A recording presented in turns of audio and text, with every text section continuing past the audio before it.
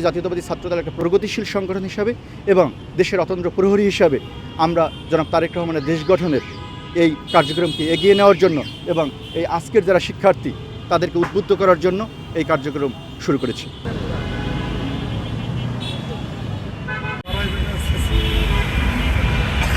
মাননীয় প্রধানমন্ত্রীর যে দেশ গড়ার যে ৩১ দফা ছিল সেখানে তিনি বৃক্ষরোপণের ব্যাপারে বিশেষ গুরুত্ব আরোপ করেছেন এবং তিনি 5 বছর প্রায় 25 কোটি বৃক্ষরোপণের কথা বলেছেন।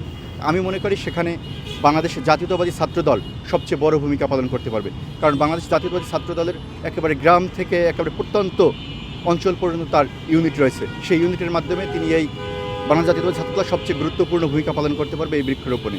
এবং এই শুধুমাত্র বৃক্ষরোপণ না, আমরা যে পরিবেশ যে রক্ষার যে কর্মসূচি বলেন বা বাংলাদেশের জলবায়ু যে পরিবর্তন হয়েছে, সঠিক সময় বৃষ্টি হয় না, অথবা বাংলাদেশের এখন গ্রীষ্মকালে দেখা যায় যে টেম্পারেচার 41-42 ডিগ্রি পর্যন্ত থাকে বা 43 ডিগ্রি, এর কারণ হয়েছে যে আমাদের পর্যাপ্ত গাছ নেই।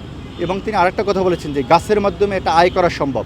আমরা যদি কার্বনকে যদি অ্যাবজর্ব করতে পারি, কার্বন ডাইঅক্সাইডকে যদি অ্যাবজর্ব করতে পারি, তাহলে যে অর্থনৈতিক যে সাহায্য পাওয়া যায় সেটা $3 বিলিয়ন মতো হতে পারে। তা আমরা দেশের মানুষকে প্রতিদিন সুরক্ষিত রাখার প্রত্যয় নিয়ে সেফটি কেবলস সহ এলো সেফ সিলিং ফ্যান।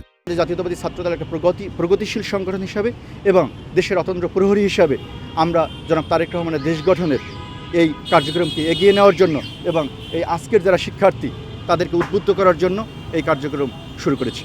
ভবিষ্যতে বা এবছরই বৃক্ষরোপণ সপ্তাহ বা বৃক্ষরোপণ মাস ঘোষণা করে বাংলাদেশের সকল ইউনিটে, বাংলাদেশ জাতীয়তাবাদী ছাত্রদলের সকল শিক্ষা প্রতিষ্ঠানে, সকল জেলা, মহানগর, উপজেলা, পৌর এবং ইউনিয়ন এবং ওয়ার্ড পর্যায়ে এই বৃক্ষরোপণ কর্মসূচি পালন করব, যার ফলে জনাব তারেক রহমানের এই প্রতিশ্রুতি বাস্তবায়ন করা খুব সহজ হবে। এই পানি পানি ভিতরে ঢুকে যাস কি জন্য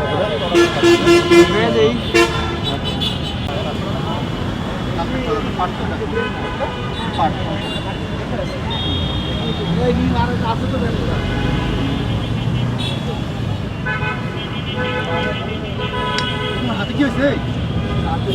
তোমার কাছে পানি আছে, কিন্তু পানি আছে তোমার কাছে